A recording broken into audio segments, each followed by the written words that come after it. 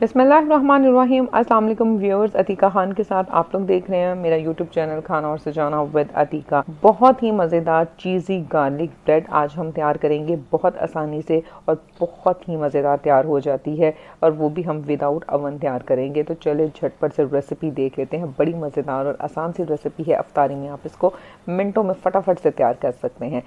यहाँ पर मैंने 5 जवे लहसुन के लिए हैं। इनको हमने कूट लेना है, हाथ की मदद से आपने इसको कूटना है। पेस्ट आपने इसका तैयार नहीं करना। तो ये देखें, 5 जवे लहसुन को मैंने कूट लिया है। तो बस अब हमने इसके अंदर बारीक कटा हुआ सब्ज़ धनिया जो है वो ऐड करना है। फ्रेश धनिया को आप इस्तेमाल कीजिएगा, बहुत ही अच्छी खुशबू देगी। उसके अलावा इसके एंड पर हम इसके ऊपर ऐसे एक चीज़ ऐड करेंगे जिससे आपकी एक गार्लिक ब्रेड बहुत ही मज़ेदार हो जाएगी। तो वो क्या है, चलें आए इसके लिए वीडियो पूरी देखिएगा, चैनल को सब्सक्राइब करना बिल्कुल मत भूलिएगा जी। तो धनिया इसके अंदर हम डाल देंगे और साथ 1 टेबलस्पून के करीब ऑलिव ऑयल इसके अंदर चला जाएगा और इसको आपने अच्छी तरह से मिक्स कर लेना है जी। तो ये हमने मिक्स कर लिया है।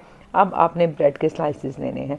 जितने स्लाइसेस में आपने बनाना हो उसके हिसाब से आप इसकी क्वांटिटी को बढ़ा भी सकते हैं। मैंने यहाँ पर फ़िलहाल 2 स्लाइसेस लिए हैं और ये गार्लिक का मिक्सचर जो है इसको हमने अच्छी तरह से दोनों स्लाइसेस के ऊपर अप्लाई कर देना है।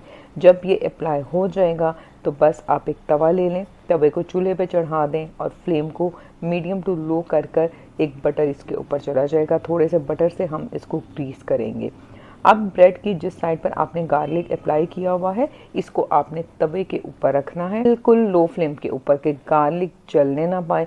बिल्कुल लो फ्लेम के ऊपर 50 to 60 सेकेंड्स के लिए आपने इसको टोस्ट करना है। तो अब बस हम इसकी साइड को चेंज कर लेंगे। ये देखें, हल्का सा वो टोस्ट हुआ है लेकिन गार्लिक जो है वो बिल्कुल जला नहीं है।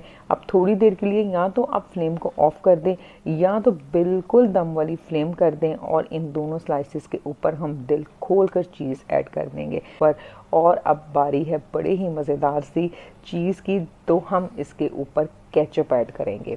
बहुत ही कमाल का फ्लेवर आपको देगी ये गार्लिक ब्रेड, खाकर आपको मज़ा आ जाएगा। तो बस ये देखें, केचप हम इसके ऊपर डाल देंगे, इसको कवर कर देंगे और बिल्कुल लो फ्लेम ही आपने रखनी है। लो फ्लेम तक इसके ऊपर 5 से 6 मिनट तक, या फिर जब तक आपके पास चीज़ मेल्ट नहीं हो जाती है आपने इसको इसके ऊपर कुक कर लेना है।